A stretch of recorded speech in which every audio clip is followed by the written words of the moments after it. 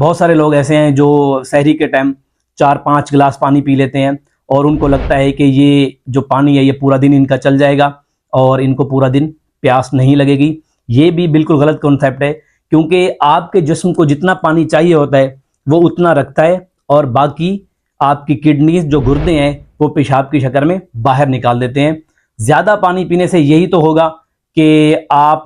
बार बार washroom जाएंगे, क्योंकि ये जो क्वालिटी है कुछ जानवरों में तो हो सकती है, जिस तरह के ऊँट है वो पानी स्टोर कर लेता है, लेकिन इंसान के अंदर ऐसी कोई क्वालिटी नहीं है कि वो पानी स्टोर करें। आप अगर 4 से 5 गिलास पानी सहरी के टाइम पिएंगे तो आपको 1-1.5 घंटे में वॉशरूम आएगा। और उसके बाद वो जो आप ये चीज़ एक चीज़ नोट करेंगे,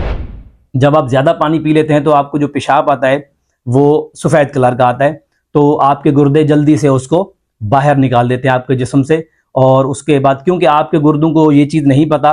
कि आपने अगले 3 या 4 घंटे या 8 घंटे बाद पानी पीना है, अगले 8 घंटे में आपने पानी नहीं पीना और आपको रोज़ा